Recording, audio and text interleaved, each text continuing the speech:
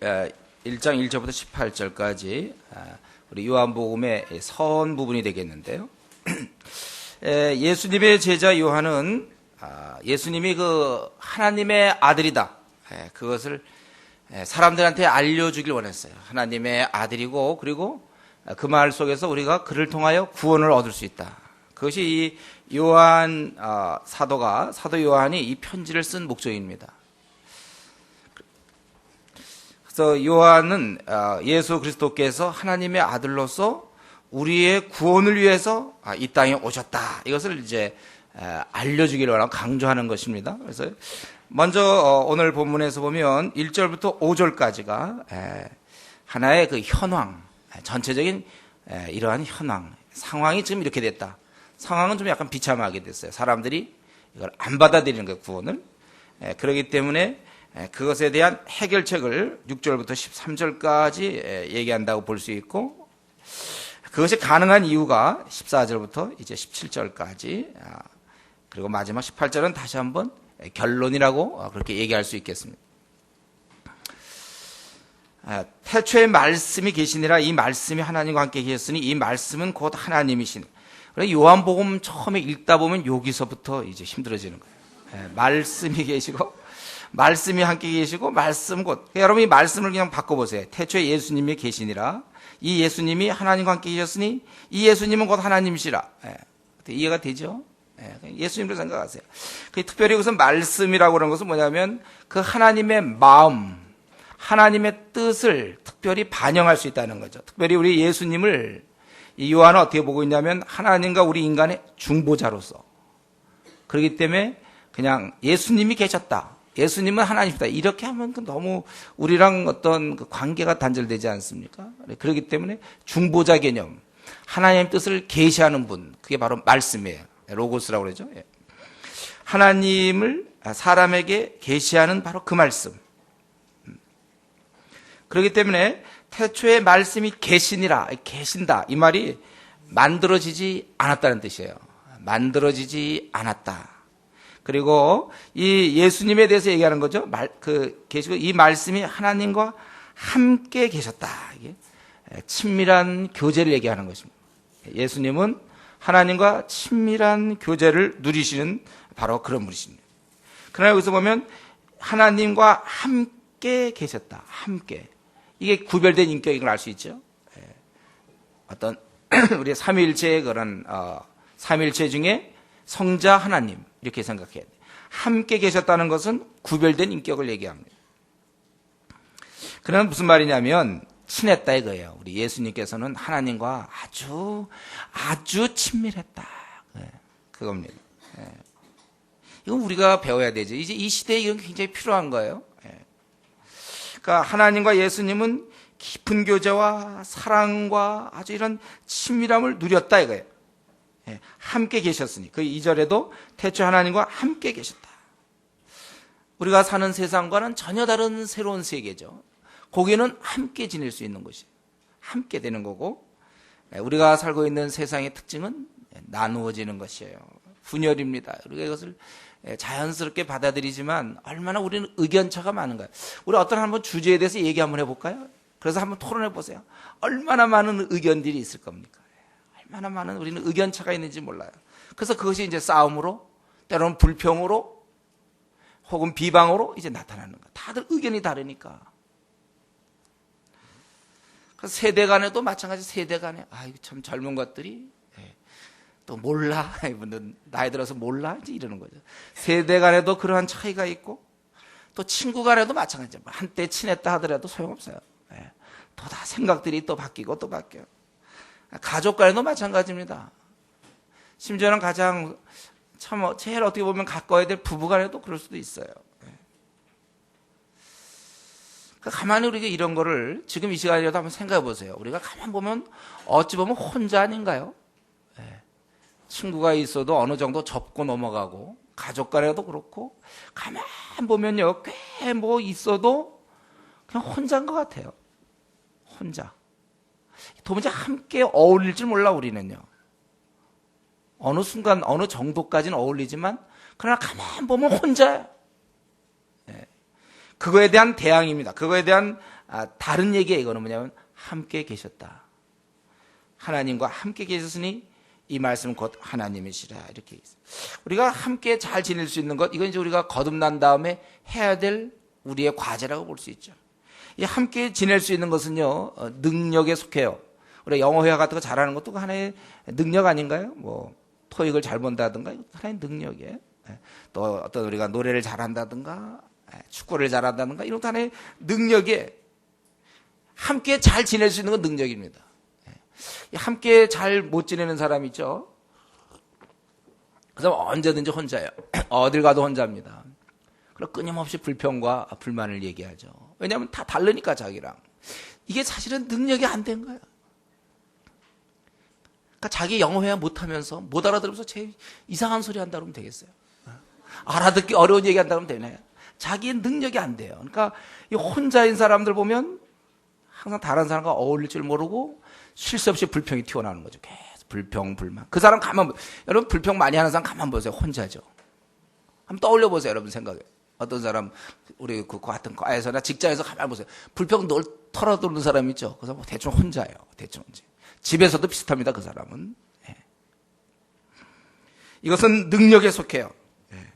그러니까 성질 있고, 성질 있어요. 우리가 성질 있고 아주 기질도 독특한 우리 각 개개인이 사실은 그런 사람이 또 다른 성질 있고 기질도 독특한 사람을 만나는데 거기 어떻게 잘 지낼 수가 있습니까? 그래서 만약에 우리가 함께 잘 지낼 수 있다는 것은 고난도의 프로의 기질이에요. 이건 아주 능력입니다. 이것이 이제 그 사람이 원래 까다로워서 그렇다. 뭐 그런 것도 조금 이유는 있을 거예요. 한 5% 정도. 그러나 근본적으로는 성령님이 그의 마음을 다스려주기 전까지는 그는 항상 불만이 많고 긍정적이보다 항상 부정적이고 혼자의 세계에 들어가 있고 항상 공격할 준비가 돼 있지 자기를 오픈하지 않고 항상 자기 가만히 있으면서 요 사람 찌르고 저 사람 찌르고 저 사람 사실 공동체에 그런 사람이 있으면 힘들어요. 가족에도 그런 사람이 있으면 가족 중에 유난히 그런 사람이 있으면 아주 힘듭니다. 직장에서도 그런 사람이 있으면 아주 피곤해요. 오직 그것은 성령의 능력으로 가능한 거예요. 왜냐하면 성령님은 우리로 하여금 이러한 온유케 하시는 분이기 때문에 그래요. 이것은 원래 함께 할 수 있다는 것은 그리스도인만이 가능한 일입니다. 원래 성령의 열매가 뭡니까? 사랑과 희락과 화평 있잖아요. 화평케 하는 거. 같은 상황을 받더라도 긍정적으로 얘기할 수 있는 사람, 감사가 많은 사람, 이런 사람들이에요. 아주 까다롭고 이런 건 원래 성격 때문이 아니고 성령에 의해서 아직 다스려지지 않았기 때문에 그렇다는 것입니다. 그래서 우리 성령의 열매는 사랑과 희락과 화평과 오래 참음. 성령이 아니고는 함께 지낼 수가 없어요. 저와 여러분이 함께 지낼 수가 없으며 여러분과 여러분 가족이 함께 지낼 수가 없고 남편과 아내가 같이 지낼 수가 없습니다. 바로 이러한 면에서 우리 하나님과 예수님은 함께 지냈다는 거예요. 그가 태초에 하나님과 함께 계셨다는 것입니다. 그래서 이 말씀은 곧 하나님이시라. 바로 예수 그리스도의 완전한 신성을 얘기하고 있습니다. 그분이 과연 하나님이시라면 그 증거는 그 다음에 나오는 3절에 만물이 그로 말미암아 지은 바 되었으니 이것만 해도 끝나는데 지은 바 되었다면 되는데 또 반대의 경우 지은 것이 하나도 그가 없이는 된 것이 없느니라. 즉 그분이 다 지으셨다. 이게 바로 하나님이시죠. 하나님이니까 만물을 지을 수 있습니다. 창조주. 이 부분은 또 우리와 관련되는 부분입니다. 만드신 분, 우리를 만드신 분. 그런데 이제 4절에 보면 그 안에 생명이 있었으니 이 말 속에는요. 제가 보기에는 아주 그 3절과 4절 사이에 사실 여러 말을 써야 된다고 생각되는데 그거를 쓰지 않은 것 같아요. 그냥 넘어가는 거예요. 그 안에 생명이 있었으니 이 생명은 사람들의 빛이라. 이 안에 사실은 우리 인간이 현재 타락되어 있다는 거예요. 생명이 없다는 것이죠. 우리에게는 소망도 없고 희망도 없고 기쁨도 없고 평안도 없다는 거예요. 그렇기 때문에 우리에게는 생명이 필요합니다. 그런데 이 풍요로운 생명이 바로 주님 안에 있다는 거예요. 그래서 이 시대에 사는 사람들한테 얘기하는 거예요. 그분 안에 풍성한 생명이 있다. 그 안에 생명이 있었으니 이 생명은 사람들의 빛이니라. 그래서 우리는 그 생명을 빛이라 부르는 것이에요. 우리 모두에게 필요한 바로 그 생명, 인류에게 필요한 그 생명이 그 안에 있다는, 그 안에 있어. 그런데 5절, 그런데 참 그 생명이 그 안에 있어서 그분을 받아들이면 좋겠지만 빛이 어둠에 빛이 돼 어둠이 깨닫지 못하더라. 세상이 거부했다는 것입니다. 우리의 사람은 원래 하나님께서 우리를 원래 지으셨을 때와 달리 눈먼 상태에 빠져 있습니다. 우리가 선악과 사건을 통해서 저와 여러분은 애당초 눈먼 상태에서 시작된다는 것, 어둠이라는 것입니다. 그렇기 때문에 우리가 갖고 있는 합리성이라든가 우리가 갖고 있던 지성이라든가 이성, 이건 다 하나님을 알아가는데 다 헛될 뿐이에요. 헛돼. 안 돼요. 그거 가지고. 빛이 어둠에 빛이 돼 어둠이 깨닫지 못하더라. 이 말씀 여러분 기억하십니까? 절대로 우리의 그러한 지성으로, 우리의 그 생각으로는, 사고 체계로는 하나님을 알 수 없다는 거예요. 하나님과의 관계에서는 아주 비효율적인 구조를 갖고 있어요, 우리가. 이거 굉장히 비극이죠. 아무리 우리가 애를 써도 애당초 하나님을 알 수 없게 돼 있다는 거예요. 우리에게 그런 기질이 우리에게 있어요, 우리에게는. 그래서 우리는 말씀 보는 것보다는 안 보는 걸 좋아하고 연속극 보는 걸 훨씬 더 좋아해요. 편해, 그런 게. 기도보다는 잠을 자는 걸 좋아합니다. 아침 일찍 일어나서 뜻을 정하여 기도하는 것보다는 잠을 자는 걸 더 좋아해요. 어떻게 더 잠을 자. 그래서 부단히 성경 우리 자신을 처복종시키라고 그랬어요. 이런 예배 시간에도 사실은 이렇게 똑바로 정신 차려서 듣기보다는 왠지 좀 잠을 좀 잤으면 이런 마음이 우리한테 드는 게 사실이에요. 좀 설교는 가능하면 짧았으면 좋겠다는 것이 이 한국 교회의 일반적인 특징입니다. 우리는 이상하게 그 빛에 대해서 좀 이상하게 마음이 멀어져요. 가능하면 주일 하루로 모으려고 그러고 월요일부터 토요일까지는 자유를 확보하기를 원해요.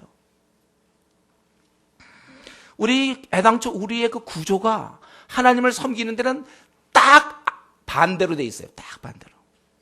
딱 알맞지 않게 돼 있단 말이에요. 안 알맞음. 그거예요, 우리가.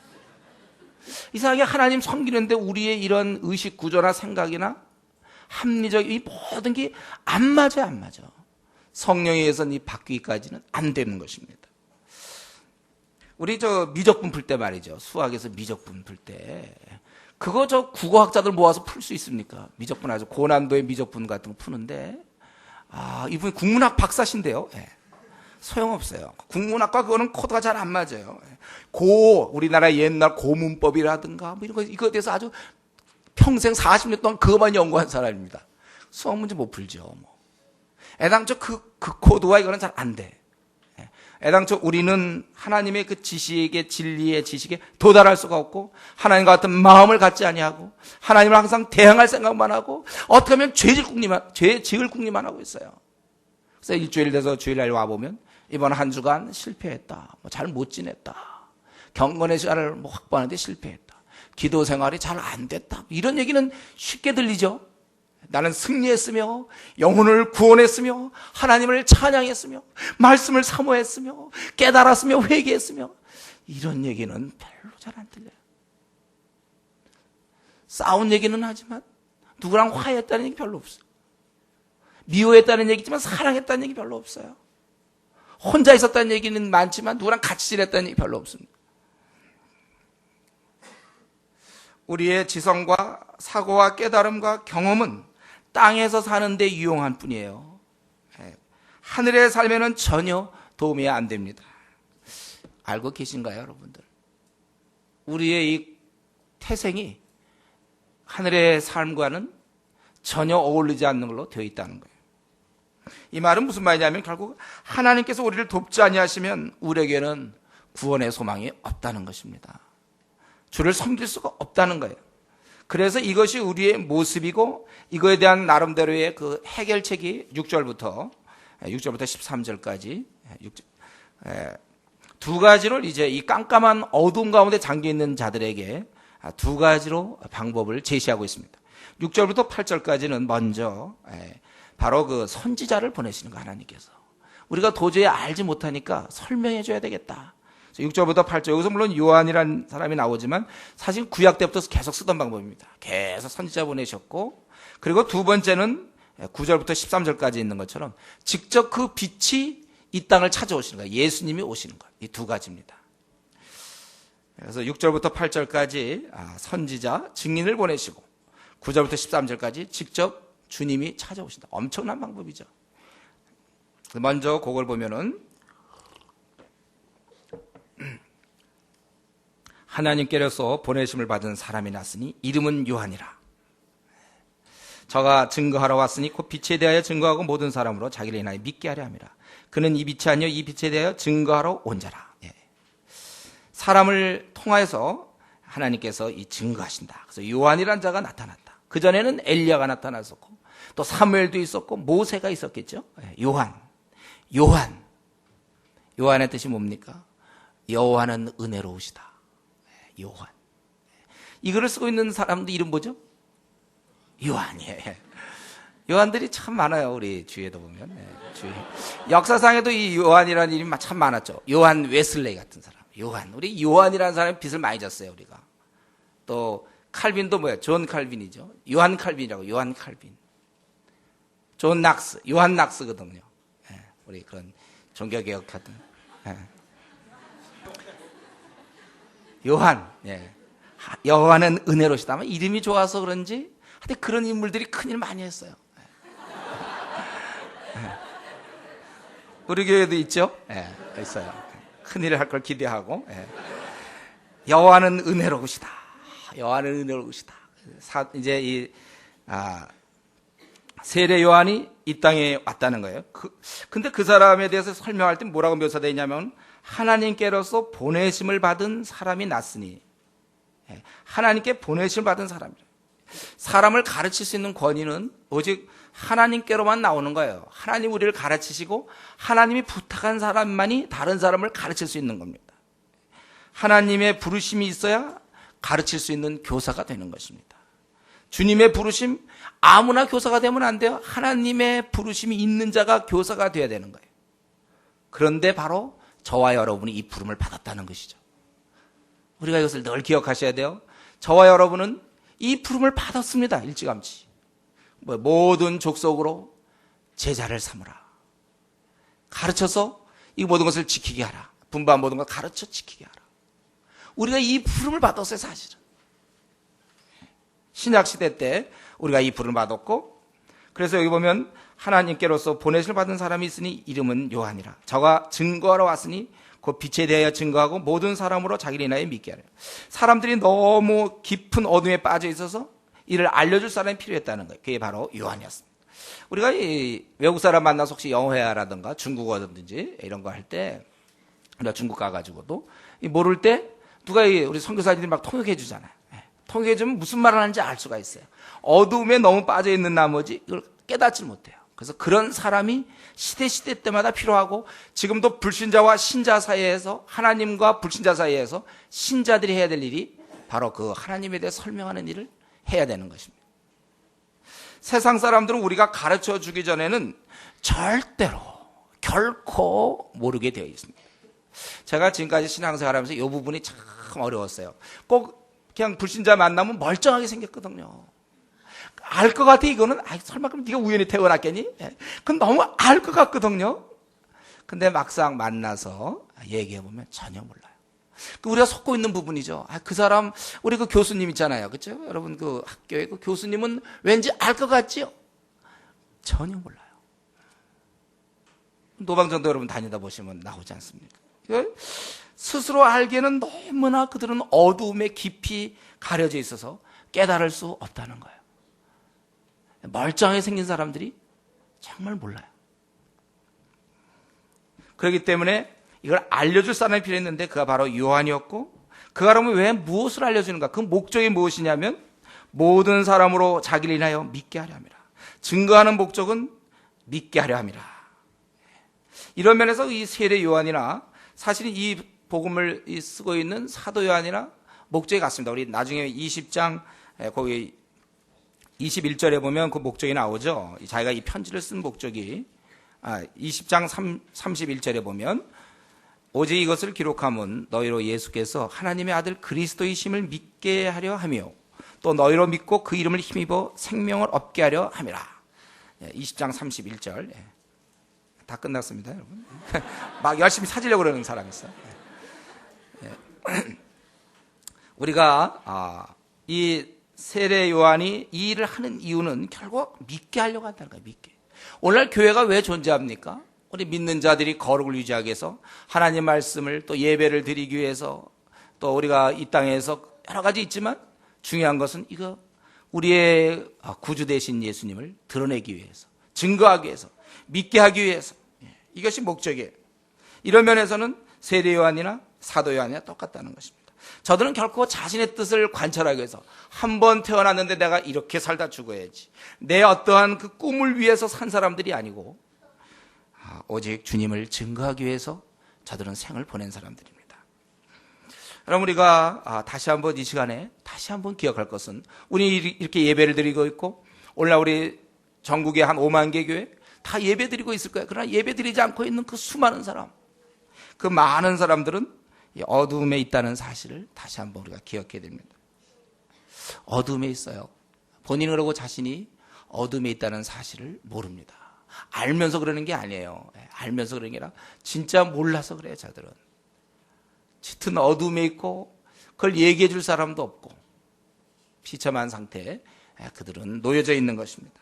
그렇기 때문에 이런 자들을 위해서 일할 사람이 필요하고, 다시 한번 생각해야 되지만 바로 우리가 필요하다는 것이죠. 바로 우리예요. 다시 한번 이 시간에 자기 자신을 한번 바라보세요. 여러분, 우리 자신을 들여다보세요. 내가 누군가, 내가 이 하나님과 저 사람들 중간에 껴서 내가 이 일을 알려줄 이 시대의 요한이 바로 나다. 그걸 우리가 알아야 돼요. 잊지 마십시오. 자기에 대해서 여기까지 걸리는데 어떤 사람은 10년 걸리고 어떤 사람은 20년 걸려요. 내가 이 시대에 하나님의 뜻을 전할 사람이라는 것을 깨닫기까지 어떤 사람은 30년 걸려요. 교회를 다닌 지 정말 오래 다녔어도 이걸 깨닫지 못해요. 제가 깨달은 게 몇 년이라고요? 22살 때. 모태신앙으로 있다. 그 긴 세월 그냥 보내다가 22살 때 내가 복음을 증거해야 된다는 걸 그때 알았어요. 너무 당연한 거였지만 22년의 세월이 필요했어요. 지금 교회를 이렇게 다니고는 있지만 자신이 정말 이러한 복음을 증거할 책임이 있는 바로 그러한 사명을 가진 자다, 이렇게 생각하는 사람이 있고, 이 설교가 이렇게 이루어져도 여전히 나는 좀 아닐 거라고 생각하는 사람이 있는 게 현실입니다. 다시 한번 좀 자신을 바라보세요. 회사에서 누구, 학교에서 누구, 자기에 대한 늘 자아 정체감이, 그런 어떤 그런 직분, 회사에서 내가 뭐 과장이다, 뭐 부장이다, 아니면 학교에서 내가 지금 4학년이다, 아니면 내가 뭐 가정주부다, 애기 엄마다.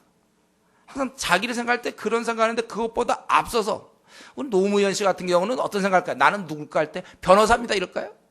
내가 대통령이다, 그게 먼저 나올 것 같은데. 남편이죠 저는요, 이런 얘기 할까요? 대통령이라는 얘기 먼저 나올 것 같은데. 철저한 자기 의식, 내가 바로 이 시대에 이 일을 감당할 사람이다라는 사실을 우리가 기억해야 되겠어요. 우리가 이제 대학 시절에도 그런 얘기 많이 해요. 비전이 뭐냐? 당신의 비전은 뭡니까? 이제 사실은 그런 건 이제는 우리가 이제 그런 거 그만 물어볼 때가 된 것 같아요. 이제는 그 정도 많이 했으니까. 이미 결정 나지 않았습니까? 우리의 비전은 주님을 이 땅에 알리는 거예요. 예수 그리스도의 영광을 위해서 우리가 사는 겁니다. 그게 우리의 비전이죠. 그게 우리의 사명이에요. 이건 놔두고 다른 꿈을 얘기하면 안 돼요. 어릴 때부터 꿈이 뭡니다, 이거 얘기하면 안 돼요. 어리니까, 그때는 성경을 연구하기 전이니까. 그럴 때 어릴 때 꿈이겠죠. 우리의 지금 사명은 이거예요. 우리의 비전은 이겁니다. 하나님을 영화롭게 하는 거. 우리 군대에 들어가면요, 보직에는 차이가 있어요. 어떤 사람 행정병도 있고, 또 어떤 사람 운정병도 있고, 어떤 사람 식당에 가서 하는 사람도 있고, 뭐 다 또 아니면 전투사단도 있고, 뭐 다 있지 않습니까? 공병도 있고. 예. 보직에는 차이가 있지만, 또 계급에는 차이가 있지만, 다 군인이에요. 여러분, 1등병은 군인 아닙니까? 2등병. 저 군대 온 지 지금 2개월 됐는데요. 2등병이나 병장이나 다 군인이에요. 계급의 차이는 좀 있죠. 좀 서툴 뿐이지 그렇다고 군인이 아닌 게 아닙니다. 이등병이. 제가 우리 한국교회를 지금 진단한다면 21세기 이 시대에 한국교회를 생각할 때 가장 여러 가지 부족한 점이 있지만 또 좋은 점도 많이 있지만 가장 취약한 부분이 이 부분이에요. 교인들이 자신들이 십자가의 군사라는 생각을 하지 않아요. 성도로 생각해요. 성도로. 그래서 예배, 주일 11시 예배 한 번 드리면 땡이에요. 그러니까 예배 드리는 자로만 알고 있어요. 바로 예배 드리는 자는 하나님을 알기 때문에 당연히 가만히 있을 수가 없어요. 하나님을 알기 때문에 하나님의 이름이 이 땅에 짓밟혀 있는 모습을 견딜 수 없어야 돼. 누가 시켰어가 아니라. 교인이지만 자신이 일꾼이라고는 생각하지 않는 그것 때문에 우리 한국교회가 줄어들고 또 줄어들고 또 줄어드는 거예요. 우리 전도하는 건요, 이거 하나님의 예수님의 명령이라고는 머릿속으로 생각하지만 실제 자기가 따라야 될 명령이라고 생각하지는 않습니다. 그거는 그냥 크게 외쳐진 복음을 전하라, 모든 족속으로 제자를 삼으라, 이것은 그냥 성경에서 이렇게 외쳐지는 지상명령으로 그렇게는 받아들이지만 그게 필수사항으로는 잘 안 받아들이고 한국교회 지금 분위기는 어디냐면 이 선택사항 할 수도 있고 하지 않을 수도 있고, 아니 요즘은 최근에는 선택사항에서 한 발 더 뒤로 가고 약간 회피사항이에요. 회피사항. 전도 얘기만 하면 약간 머리들이 아파요. 이상하게. 전도하면은 전도는 내가 딴 건 다 잘하겠는데 전도는 잘 못하겠어요. 약간 그 회피사항이나 아니면 부담사항 정도 돼요. 전도 회피사항 내지는 부담사항이지 그게 필수 명령이라고 생각하지 않단 말이에요. 다시 한번 우리가 이 시간에 이러한 세례 요한의 이런 모습, 모든 사람으로 자기를 인하여 믿게 하려 함이라. 이것이 오늘 사실 우리에게도 부탁한 거고, 이제 이것을 하느냐 안 하느냐 그 차이는 이제 나중에 우리가 주님 마당에 섰을 때 우리가 주님께 답변하셔야 돼요. 여러분 각자, 저와 여러분 각자 왜 했고 왜 안 했는지를 얘기하셔야 돼요. 안 했다면 안 한 이유를 얘기하실 거고, 했다면 어떻게 했는지를 얘기해야 될 것입니다.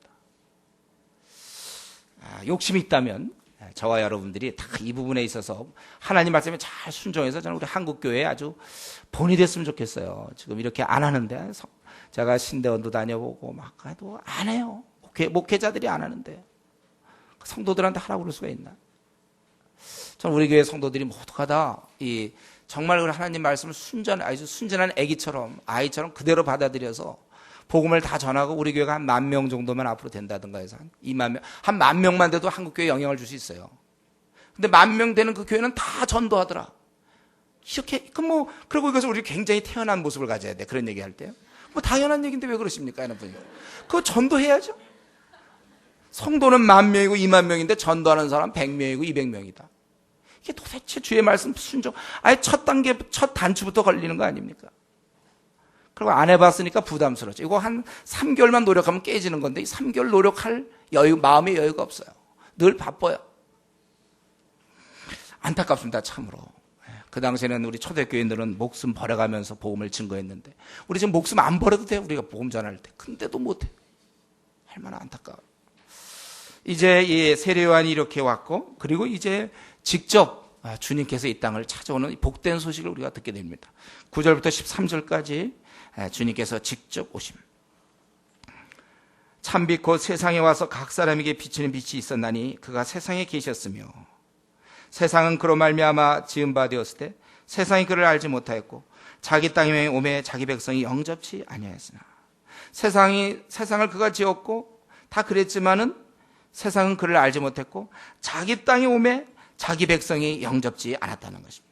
이 자기 땅은 두 가지로 해서 가능해요. 그냥 우리가 생각하는 이 땅을 얘기할 수도 있겠고, 특별히 여기는 유대인 땅이라고 해도 좋습니다. 유대인들. 그런데 오매 영접지 않았다는 거예요. 이외에 그 10절에 보면은 세상을 지었고 그분이 지었다는 것을 왜 얘기하는가?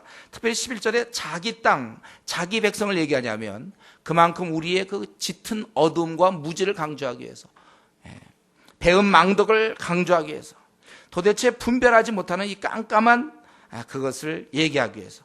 그래서 그분이 다 지으셨고 왔지만, 우리 부모가 자식을 참 열심히 희생적으로 키웠지만 자식에게 어떠한 그 배신을 당한다든가, 부모가 자식에게 그런 어려움을 당하는 것 비슷하게 주님도 이렇게 하셨지만 사람들이 배척했다는 거예요. 주님이 이 땅에 오셨지만 배척했어요. 그 정도로 짙은 어둠이었습니다. 짙은 어둠. 우리는 다시 한번 우리 주님의 이런 모습에서 우리 주를 위해서 일하는 사람들은 힘을 얻어야 돼요. 우리가 주님의 일을 하다 보면 이런 어처구니 없는 일을 당할 수가 있다는 것입니다. 배신당할 수도 있어요. 근데 사실 배신은커녕 우리가 나를 인정해주지만 않아도 아주 기분 나빠요. 우리는요. 인정받지 못하는 것 때문에 속상하는 그런 연약한 모습을 우리는 갖고 있습니다. 우리가 이 시간에 생각할 것은 주님도 이렇게 당했는데 나라고 해서 당하지 못할 이유가 뭐가 있습니까? 저와 여러분 항상 명심해서 우리가 앞으로 40년 살지 30년 살지 50년 살지 모르지만 당할 겁니다. 계속 당할 거예요. 주의 일을 할 때 보면 이 불신자들이 복음 전하고 어린 자들이 이렇게 하다 보면 당하게 되어 있어요. 그러나 주님도 자기 땅에 오매 자기 백성이 영접지 않았다는 거예요. 그러나 모두가 다 배척한 것은 아니죠.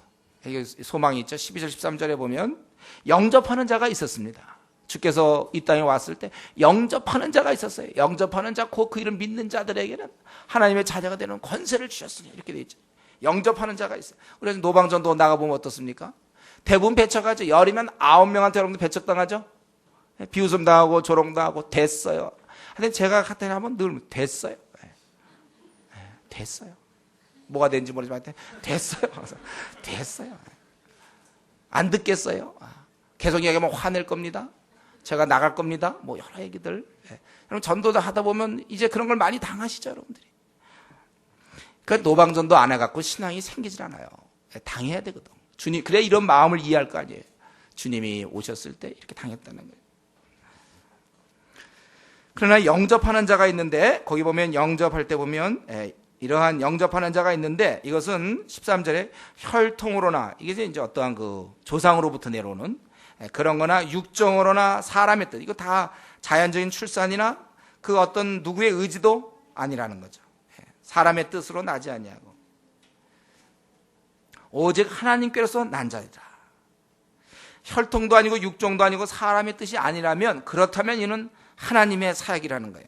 믿는 자는 하나님의 자녀가 된다는 것입니다. 그래서 권세를 주셨다는 것은 이 완전함을 얘기해요. 자녀로서 완전해진다는 거예요. 충만함을 얘기합니다.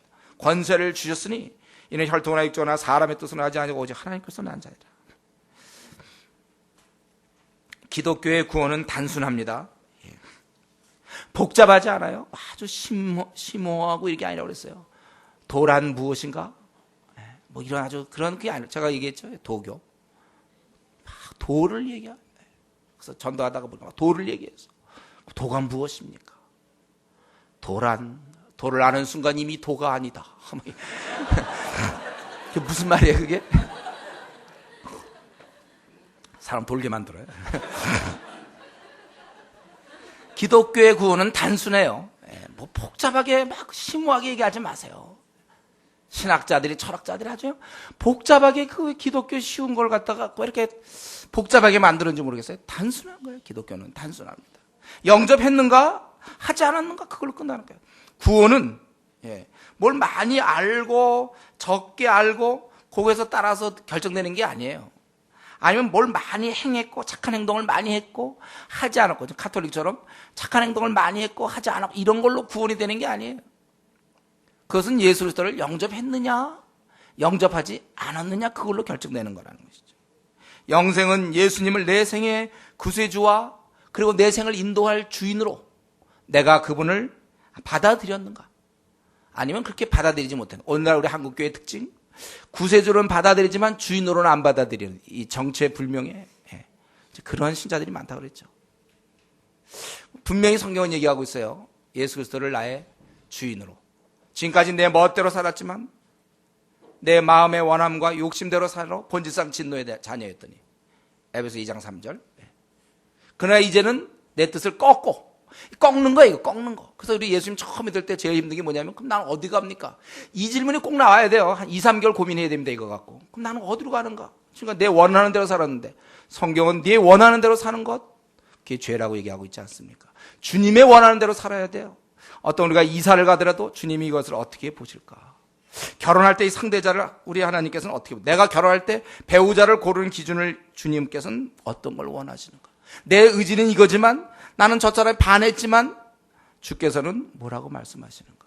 내 직장을 옮기려는 이유가, 옮기지 않으려는 이유가, 내가 자녀 교육을 왜 이렇게 시키는 그 이유가, 조기 유학을 보내든지 보내지 않든지 간에 하나님께서 무엇을 원하실까 생각하셔야 된다. 항상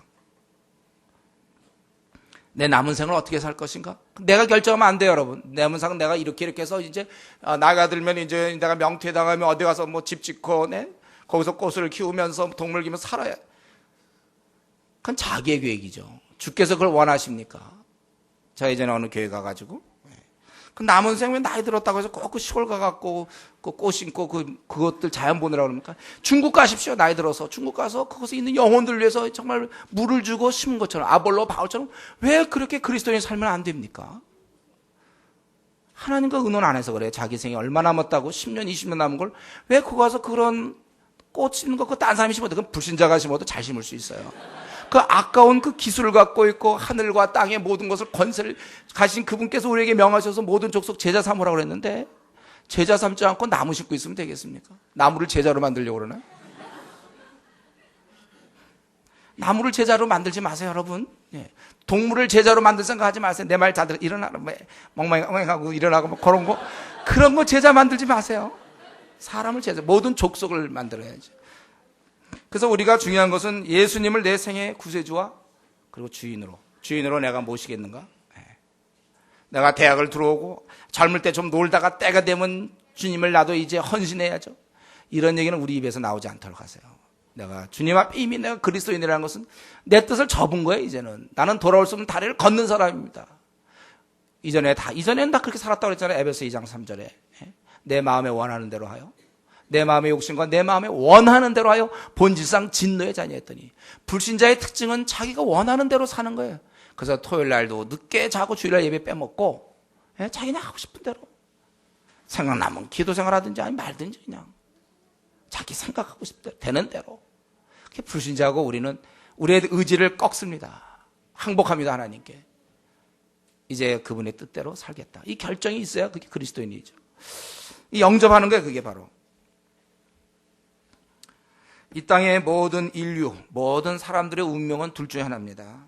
지금 이 땅에서 몇십 년 좀 더 살 수는 있는지 몰라도 이제 생이 마쳤을 때 영원히 타는 불못에서, 그 지옥에서 심판을 받게 되거나, 그렇지 아니하면 이제 우리가 생을 마치고 영원한 천국에서 수고와 애씀을 잊고 기쁨과 평안의 삶을 살거나, 둘 중에 한 가지라는 거예요. 그래서 여기 보면은 영접하지 않는 자가 있었지만 11절에, 그러나 또 영접하는 자가 있어요. 그 이름을 믿는 자들에게는 하나님의 자녀가 되는 권세를 주셨으니 이는 혈통이나 육조나 사람의 뜻으로 하지 아니하고 오직 하나님께로서 난 자들이라. 또한 이 믿음은 이 하나님의 선물이죠. 오직 하나님께로서 난 자다. 선물이라는 거예요. 하나님의 자녀이신, 하나님의 아들이신 예수 그리스도께서는 인간이 되시고 그 덕분에 인간은 하나님의 아들이 되는 거예요. 하나님의 자녀가 되는 것입니다. 우리는 하나님 나라에 우리의 시민권을 마련해 놔야 합니다. 이 땅은 죽음으로 끝나게 돼 있어요. 사는 날도 먹고 사느라 힘들고 사람들과 갈등으로 한숨 쉬고 힘들다가 늙어 병들어 죽습니다. 죽음에 대해서 제가 22살 그 전에 생각이 밤낮 생각이 아니에요. 허무하다. 사는 거가 허무했어요. 정말 참 그게 이렇게 허무했어요. 한번 기껏 태어나서 억울했어. 이렇게 살다 죽는 것이. 여러분 좀 억울해서라도 이 다른 나라가 좀 있었으면 좋겠어요. 다른 나라. 이 나라 말고 우리가 이 땅에서 요 80년까지 사는 70년 80년 사는 이 삶이 너무 시시해. 기껏 태어나서 이렇게 먹고 사는 문제로 고생하다가 늙어 죽어야 됩니까? 우리가 한번 좀 이렇게 당연하다 생각하지 말고 이 면에서는요. 한번 좀 맑은 정치로 다시 한번 생각해 보세요. 이렇게 억울할 게 어디 있습니까? 왜 우리가 늙어 죽어야 돼요? 왜 병들어야 됩니까? 왜 대학 가기 위해서 그렇게 고생하라는 법이 어디 있어요? 또 취직하려고 왜 이렇게 애를 써야 되고, 그거 월급 받느라고 상관들이 뭐라 그래도 뭐 익소해도 못하고 또 그래야 되고, 사업하느라고 밤낮 이러고 돈 빌려주고 또 사기당하면 그걸로 끝이고, 왜 우리가 이렇게 살아야 됩니까?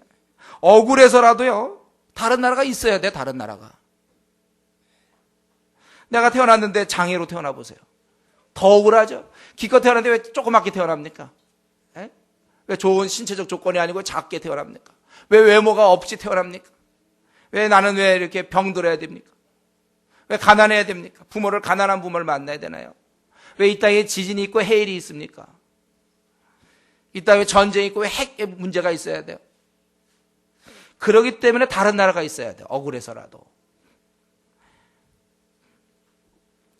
우리 성경 그걸 얘기하는 거예요. 우리에게 그 나라가 있다는 것이죠. 하나님은 정말로 우리를 사랑하시기 때문에 진실로 좋은 낙원을 마련해 놓으셨어요. 원래는 낙원을 해서 우리 살도록 했지만 인간이 박차고 떠나서 지금 살고 있는 우리가 신낙원에 살고 있죠. 스스로 자초한 고생입니다. 그러나 다시 한번 그 낙원으로 우리를 초대하시는 거예요. 그래서 이거에 영접하는 자는 자녀가 되는 권세를 주셨고 13절에 그것이 하나님의 선물이라는 거예요. 하나님께서 낫다. 하나님의 선물. 그렇기 때문에 여러분 우리 가운데 행여라도 한 사람이라도 이러한 하나님이 주시는 선물, 그 낙원, 다른 나라의 시민권, 하늘나라의 시민권을 여러분들 무시하지 않길 바라요. 머뭇거리나 그것에 대해서 머뭇거리거나 그것에 대해서 소홀히 여기지 않기를 바랍니다. 이 좋은 기회를 놓치는 아주 그 슬픈 사람, 비참한 사람이 되지 마세요. 이 땅에 사는 것도 비참한데 그걸 놓친 자는 정말 비참한 거예요. 딴 것은 놓쳐도 됩니다. 가지고 홍기 좀 놓치면 안 되나요? 예. 우리 돈도 좀 우리 못 벌 수 있어요. 고시 하다가 실패할 수 있어요. 뭐 다 됩니까 그거? 10만 명이 하는데 1000명 뽑는데 그 9만 9천에 들릴 확률이 크죠. 예. 고시도 좀 안 될 수 있어요. 괜찮아요. 예. 병도 걸릴 수 있고 돈도 이상의 사업이 잘 안 될 수 있고 부도에 몰릴 수 있지만 그리고 이런 거 여러 가지 놓칠 수 있어요. 내가 원하던 자매를 놓치고 형제를 놓칠 수도 있어요. 그러나 절대 놓쳐서 안 되는 것은 다른 나라 70년 80년 살다 끝날 이것만 갖고 이거 다 한양 생각하면 안 돼요. 다른 나라를 놓쳐서는 안 돼요. 그 나라를 놓치지 마십시오. 절대로 놓치지 마세요. 친구를 놓칠 수는 있어요. 혹시 원하던 걸 놓칠 수 있고 안 이루어질 수 있지만 절대로 놓쳐서는 안 될 그 나라가 있다는 것. 그럼 그 나라를 소망하며 그건 놓쳐서는 절대로 안 되는 거예요. 제가 보기에 13절까지 하고 그리고서 이제 19절 유대인들이 예루살렘에 이렇게 나가도 뭐 좀 괜찮아 보이는데 여기 14절부터 왜 또 17절 18절이 나오는가. 지금 우리는 뭘 했죠? 혹시 그동안 졸았던 사람들 이 시간 잠깐 깨세요. 복습할 테니까 종고를. 우리가 그동안 뭐 했냐면은 예수님께서 이 땅에 모든 걸 지으셨지만 그러나 우리는 이제 생명을 잃게 되었고 생명이어서 빛으로 나오셨지만 사람들이 거부했다는 거예요. 그래서 세례 요한을 보냈고 예수님이 직접 오셨지만 그래도 거부하는 사람이 있고 영접하는 자가 있었고 영접하는 자는 놀랍게 하나님 나라 백성이 된다는 것입니다. 이거 엄청난 얘기를 했어요. 그동안 조는 동안 엄청난 얘기를 했어요. 그리고 이제 그러고 나서 그러면 14절부터 왜 나와야 될 것인가? 말씀이 육신이 되어 우리 가운데 거하시며 우리가 그 영광을 보니 아버지의 독생자의 영광이요 은혜와 진리가 충만하더라. 이것은 제가 생각할 때 우리가 영접했을 때 왜 예수님 우리가 생애 구주로 모시고 그분을 왜 영접해야 되는지 무엇이 좋은지 이것을 설명하는 것 같아요. 그 이유는 그분은 누구신가? 그분은 은혜와 진리가 충만한 분이시기 때문에 우리가 그분을 마땅히 영접해야 된다는 것이고 또 우리가 영접했다면 무엇이 좋으냐면 그분으로부터 오시는 그 은혜, 진리 이거라는 거예요. 이 땅에 오신 예수 그리스도는 비록 육신에 가리워져 있지만 그 영광이 드러나요. 감출 수가 없어요. 사람이 두 가지 감출 수 없는 게 있다고 그랬죠. 배고픈 거하고 사랑하는 거. 이 두 가지는 감출 수가 없다. 다 드러난다고 그랬어요. 제가 쟤를 좀 좋아하는 것 같다는 건요. 그건 다 드러나요. 다 눈치채게 돼 있습니다. 원래. 또 배고픈 거는 그건 처음에 태어난 척에도 다 드러나요. 주님이 육신을 입으셨어도 여전히 그분에게 그런 영광이 드러난다면 영광이 독생자의 영광 특히 은혜와 진리가 충만하다. 이 은혜와 진리는요 히브리적 용어로요 원래 무슨 뜻이냐면 이 은혜라는 것은 다함이 없는 사랑 결코 실패할 수 없는 사랑 그리고 이 진리라는 것은 이제 그 신실함 아주 정직하고 그다음에 신실함, 충성스러움 이런 진리가 아주 진리 그 자체죠. 그것이 충만하다 이거예요. 이것은 우리가 구약 시대 때 이스라엘에게 장막이 있었죠. 장막이 하나님의 영광, 쉐키나라고 그러죠. 하나님의 영광이 장막 안에 있었어요. 이스라엘 백성 그걸 장막에 하나님의 영광이 많은 걸 봤습니다. 그리스도께서 육신을 입었다는 게 그 단어가 같은 뜻이에요. 그래갖고 육신을 입었지만 그 안에서 은혜와 진리가 충만하다는. 그러니까 우리가 그분을 모신다는 얘기는 이제부터 우리는 많은 은혜와 진리에 대한 깨달음이 있을 거라는 거예요. 이제는 구약 때 이스라엘의 장막에 있던 장막에 하나님이 거하셨는데 주님이 오셨을 때 이제 하나님은 주님 안에 있었다는 것이고, 그리고 지금 어떻습니까? 하나님의 자녀된 우리에게 하나님이 거하신다는 거예요. 그래서 저와 여러분들의 삶이 덕스러워야 돼요. 그리고 거짓말 같은 거 안 해야 됩니다. 약속 시간 잘 지켜야 되고 신실하셔야 돼요. 그렇죠? 우리가 간교하면 될까요? 그 당시 구약의 회막에 거하시던 하나님께서 예수님 안에 거하시고 이제는 예수님의 자녀, 하나님의 자녀는 우리 안에 거하신단 말이에요. 그래서 우리가 비록 육신에 이렇게 육신을 갖고 있지만 사실 우리 안에는 하나님을 모시고 있기 때문에 우리가 그 영광이 드러나야 돼요. 그래서 우리 친구들이 볼 때 너 좀 뭐가 좀 다르다 이런 얘기 들어야 돼요. 자신도 그걸 느껴야 됩니다. 영광스러움, 그 사랑과 어떤 그 신실함 이런 것이 우리에게 있어야 돼요. 저와 여러분이 그게 있어야 되고 남편이 나를 바라볼 때 당신은 보통 여자랑 좀 다르다 이런 얘기 해야 돼요. 남편을 바라보면서 당신은 어떻게 남편으로서 이렇게 훌륭할 수가 있는가. 이런 얘기를 마땅히 들어야지요. 자녀는 마땅히 그런 얘기를 들어. 부모로부터 어떻게 너 뭐 이런 딸이 있고 이런 아들이 있냐? 뭐 이렇게 훌륭하냐? 부모로 들어야 돼요. 부모도 마찬가지로. 직장에서는 당연하죠. 지나는 사람 모르겠지만 적어도 같은 사무실에 있는 사람. 근데 너도 교회 다니냐? 이런 얘기 들으면 그건 이제 완전히 끝난 거예요. 그 사람은 이제 제가 보기에 한 달간 기도원에 가 있어야 돼. 그래서. 하여튼 여러분, 너도 교회 다니냐? 이 얘기만 들었다면 그건 30일 동안 기도원 가라는 얘기인 줄 아셔야 돼요. 기도원으로는 이제 주위에 좋은 데가 많이 있으니까 제가 추천할 테니까. 우리가 당연히 드러나야 돼, 그것이. 영광, 진리, 뭔가 다름. 왜냐하면 그리스도에게 그게 드러나지 않았습니까? 그 은혜와 진리가 충만하더라. 사도 요한이 기록하고 있어요. 이제 자녀된 우리 안에 그것이 있기 때문에 신실함과 정말 다함이 끝남이 실패할 수 없는 사랑, unfailing love 이렇게 되어 있는데 실패할 수 없는 사랑이 돼야 된다. 우리의 그런 사랑과 그리고 우리에게 그 신실함, 진리 그 자체, 그것이 내 안에서 충만히 넘쳐야지. 입만 열면 뻥이나 까고 말이지. 뻥친다든가. 약속하면 안 지키고 이런 거는 그럼 어떻게 그거는 변장을 하고 있는 건가? 자기가 그 있음을 막 고의적으로 감추려고 해야 되나요? 어떻게? 신실해야 되고 진리와 은혜, 이 사랑 이런 것이 넘쳐나야 된다는 것입니다.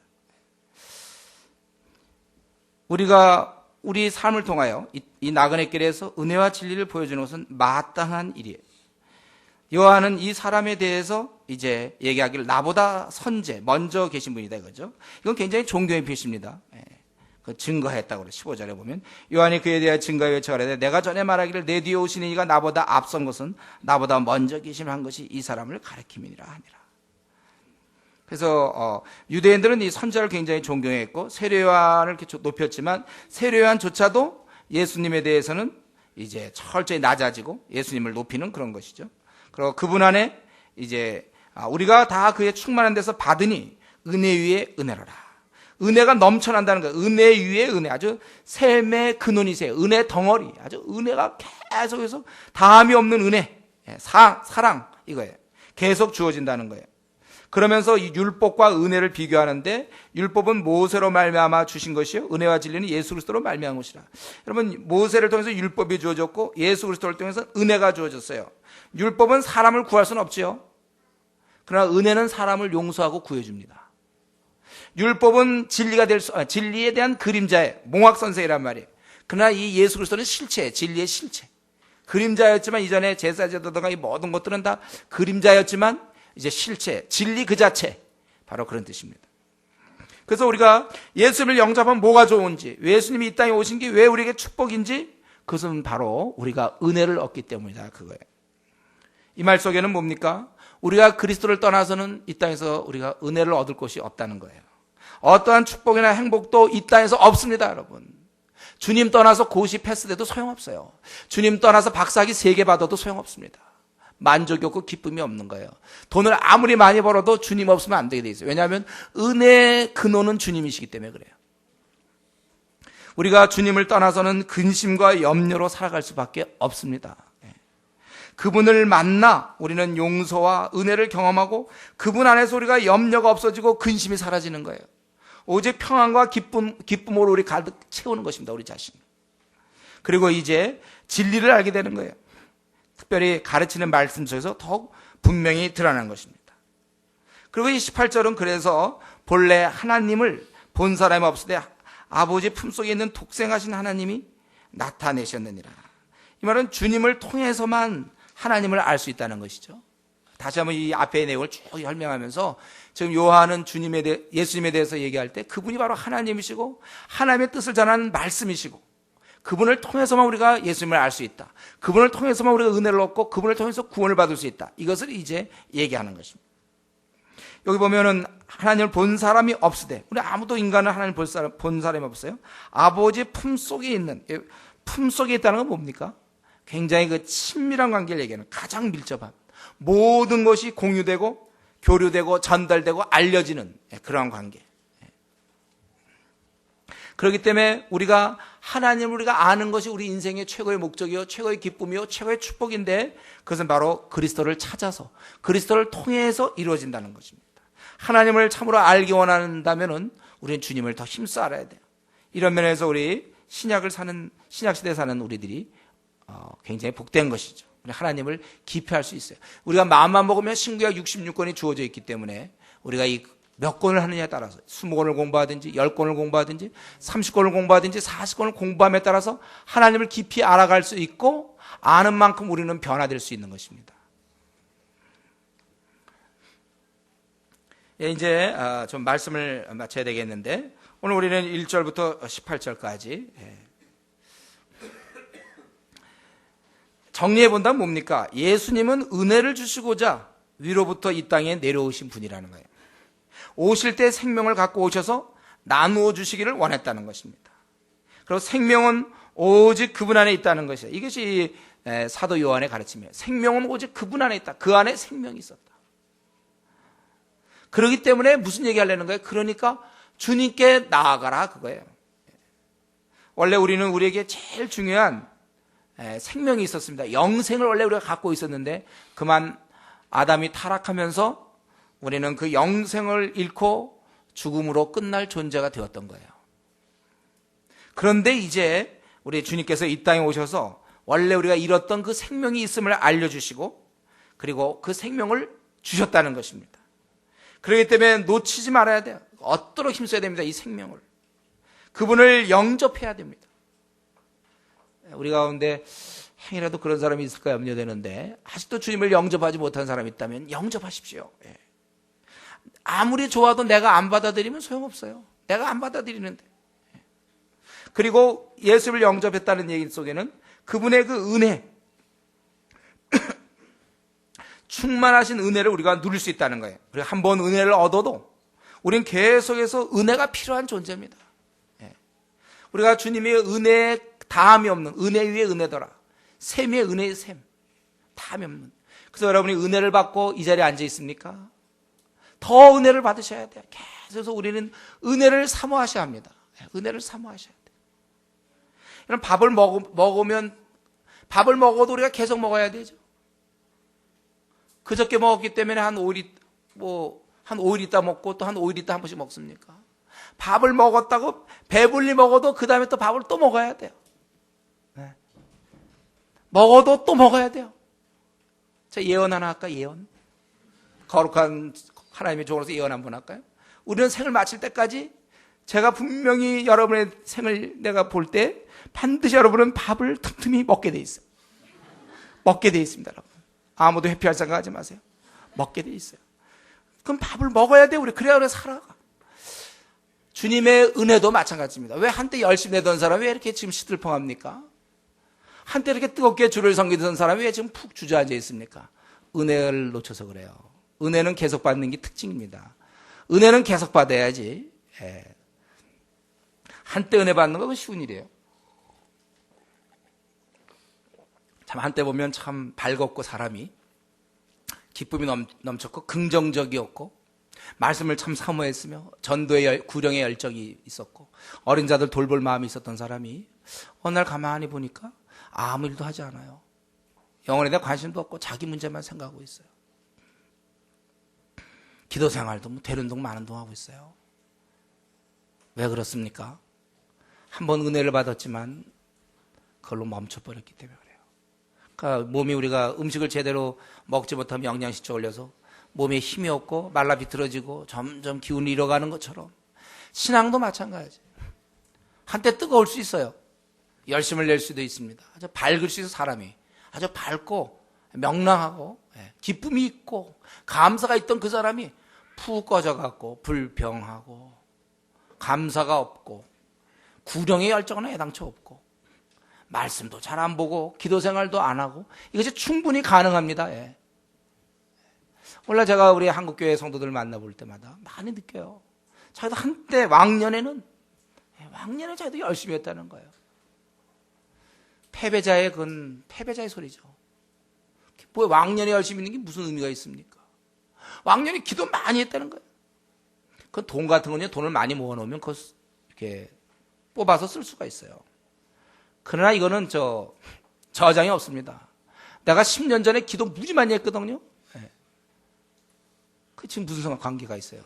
바울사도처럼 날마다 무시로 기도하라고 그랬지 언제 과거에 왕창하라고 돼 있습니까? 신앙은 이거 액체라. 제가 데살로니가 전서에서 얘기했죠. 신앙은 액체다. 나이는 먹으면 한 번 먹으면 내려오지 않지만 신앙은 한 번 좋다고 믿을 수 없어요. 뚝뚝 떨어질 수 있어요. 우리는 한 번 은혜를 얻어도 계속 은혜를 얻어야 될 그러한 우리는 독립변수가 아니라 종속변수라는 거예요. 주님으로부터 우리는 계속 생을 마칠 때까지 주님을 가까이 하면서 그분의 은혜를 계속 공급받아야만 정상적으로 우리가 살 수 있는 자들입니다. 실컷 누리셔야 합니다, 여러분들. 주님의 은혜를 마음껏 누리셔야 되고 계속 누리셔야 돼요. 그래서 혹시 이전에는 내가 참 열심히 했는데 대학 시절에는 열심히 했는데 졸업하거나 직장생활하고 좀 바쁘다 보니까 요즘 그냥 콰이타임 빼먹어도 그렇고 뭐 형식적인 거 같고 콰이타임 같은 거 기도 생활도 좀 그렇고 뭐 전도 이런 것도 생각도 안 들고 혹시 우리 그런 사람이 있습니까? 다시 은혜를 받으셔야 돼요. 다시 새 마음을 품으셔야 합니다, 여러분들이. 다시 그 마음 가지셔야 돼요. 만약 우리 지금 한국교회가 한때 열심히 되던 사람이 그 열심을 그대로 유지하고 있었으면 어떻게 됐을까? 정말 한국교회 바뀌었겠죠. 왜 성도가 이렇게 줄어들었겠습니까? 왜 불신자들이 저렇게 날치고 무속인들이 저렇게 날칩니까? 한때 열심히 되던 사람이 지금 푹 꺼져서 주일 11시 예배 정도만 드리고 그러니까 이제 이 강남에 있는 대형교회가 잘 되는 이유가 뭡니까? 가서 쓱 예배 드리고 오면 되거든. 아무도 뭘 할 사람이 없어요. 누가 콰이타임 했냐 안 했냐 물어볼 사람 없어요. 기도생활 점검도 안 해주고 그러니까 오히려 자기가 편해요. 오히려. 여러분 우리가 실컷 누려야 돼. 은혜 위에 은혜. 계속해서 그분이 은혜로우신 분인데 우리 계속해서 은혜를 누리셔야 합니다. 이거 놓치면 안 돼요. 말씀과 기도생활 절대 놓쳐서는 안 돼요. 제가 이전에 우리 학생들을 가르칠 때는 학생들한테 그런 얘기했어요. 여러분들 만약에 콰이타임 하지 말면 아침밥 먹지 마라. PBS 하지 않으면 밥 먹을 생각하지 마라. 왜 육신의 밥은 그렇게 신경 쓰면서 영혼의 밥은 생각하지 않느냐. 그리고 습관으로 만들어 성경에 있는 것처럼 경건의 연습. 처음서부터 기도생활 잘 되는 사람 아무도 없어요. 콰이타임 잘 되는 사람 없습니다. 연습에 이건 연습. 그러니까 이번 주 와갖고도 또 조원끼리 쉐어링 할 때 이번에 자꾸 난 기도가 잘 안 됐고 뭐 콰이타임도 좀 제대로 못했어요. 이게 뭐냐면 아직 아마추어라는 거야. 신앙의 아마추어. 이런 건 지금쯤엔 콰이타임 빼먹는다 이런 얘기는 앞으로 남은 생 동안 나오면 안 되거든요. 기도를 뭐 제대로 못했다 이런 말들은요. 이건 나오면 안 돼요. 이미 우리가 습관이 딱 돼가지고 이거는 뭐 한번 물어보세요. 밥은 몇 끼 먹었나? 밥은 제가 보기에 일주일 동안에 대충 그래도 하루에 2끼 이상은 들었을 거예요. 그건 꼭 이미 습관이 돼 있거든요. 그러나 이 경건의 것은 성경에는 경건의 연습을 하라고 했어요. 경건의 연습을 하라고 그랬어요. 전심전력으로 너의 진보를 나타내라고 그랬습니다. 왜 과거의 열심보다 지금 떨어져 있습니까? 다시 일어나야 돼요. 은혜 위에 은혜. 우리는 계속 그분의 그런 주님을 만나놓고 우리가 이렇게 힘없이 살서는 안 되는 것입니다. 풍성한 샘물 그걸 놔두고 목말라 해서 되겠습니까? 우리가 그분 안에서 기쁨과 만족과 제대로 그분과의 이 은혜를 계속 받기 시작하면 염려가 어디 있습니까? 우리에게 근심이 어디 있습니까? 그분 안에서 우리는 기쁨과 만족과 행복을 누릴 수밖에 없어요. 이건 공식이에요. 그분과 가까이 가는 만큼, 그분과 교제를 나누는 만큼 우리는 기쁨이 충만할 수밖에 없고 우리는 행복과 만족이 넘치게 되어 있는 거예요. 이거 주시려고 이 땅에 오신 거예요. 그러니까 그분은. 그런데 우리 소위 성도라고 하면서 주님이 주시는 그 풍성한 은혜, 풍성한 그 기쁨을 놓치고 세상 사람들처럼 그냥 사는 거 아닌지. 그렇다면 참 그거는 너무나 원통한 일이죠. 한 번밖에 없는 삶인데 우리가 기쁨으로 살아야죠. 기쁨의 부자로 살아야죠. 기쁨의 부자. 행복의 부자로 우리가 만족하면서 살아야 돼요. 그렇기 때문에 이 시간에 다시 한번 묻습니다, 여러분. 내 안에 아무래도 좀 이상한 기쁨이 사라졌어요. 목사님, 이상하게 내 안에 평안이 없네요. 목사님, 이상하게 나는 좀 근심이 많고 짜증이 많은지 모르겠어요. 목사님, 저는 내 앞날을 생각하면 우울합니다. 목사님, 저는 정말 지금 이 초대교인들의 그런 거와 비교해 볼 때 너무 열심히 없이 나는 맹수맹수합니다.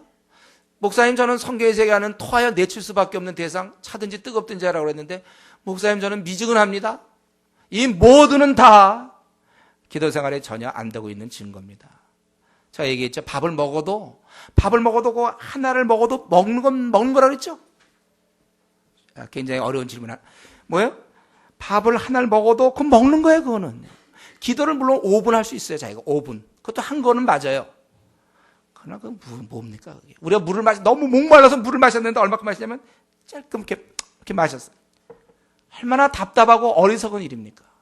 풍성하게 마실 수 있는데 주님이 다 주셨는데 왜 자기가 그걸 안 마시고 왜 근심 가운데 삽니까? 왜 생이 이렇게 힘이 없습니까? 환경 때문이라고요? 그건 합리하죠. 성경 어디 환경 때문이라고 그랬습니까? 주님께서는 주님과 우리 관계 속에서 얻어지는 거예요. 절대 우리 환경에 따라 있는 거 아닙니다. 우리는 전천후 평안이며 전천후 기쁨이라고 그랬죠.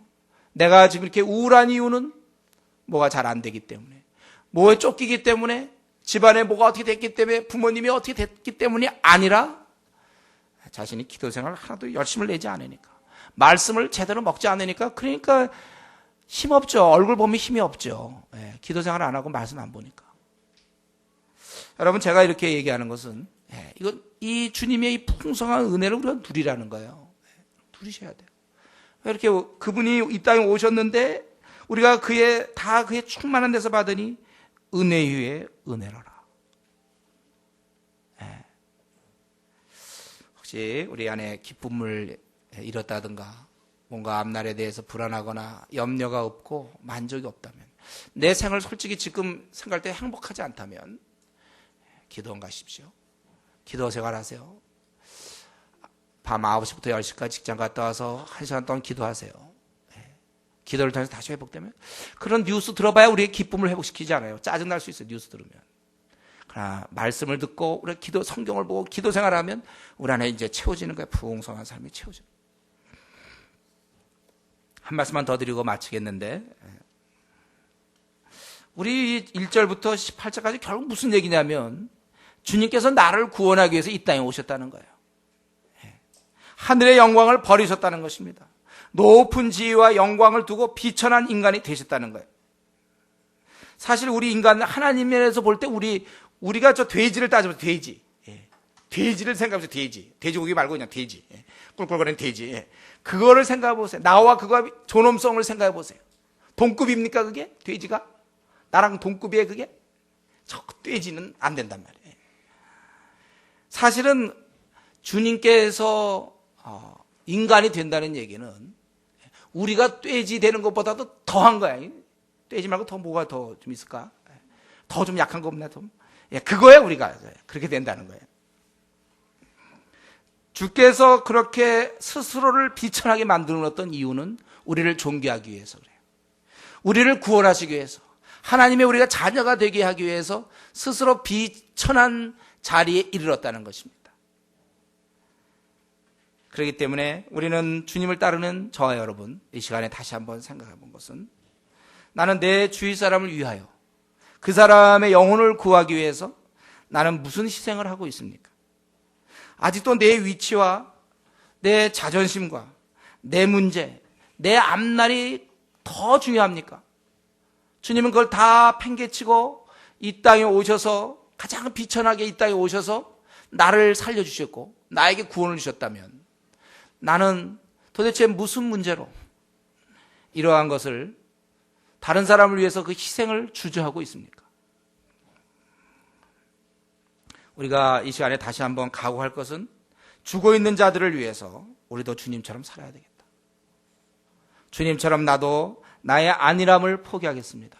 내가 토요일 날 그거 좀 놀지만 하면, 여행지만 안 다니고 놀지만 하면 그 시간에 내가 노방전도 실컷 할 수 있는데, 과천 대공원 가서 전도할 수 있는데, 내가 그런 안일함 나 주님 믿는 순간 포기했습니다.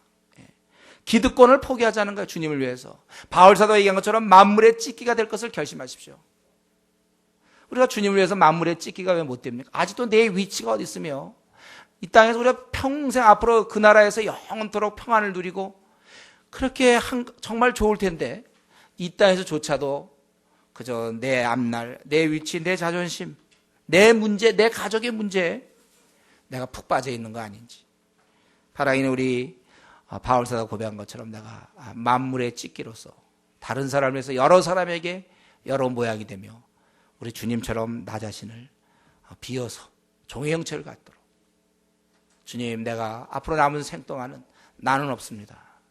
나의 도도함도 없을 것이고, 나의 위치도 없을 것이고, 내 앞날에 안일함도 없을 것이고, 남과 비교하여 뭐 따지는 것도 없을 것이고, 나는 그저 내 삶을 주님처럼 남을 위해서 내 삶을 기꺼이 드리겠습니다.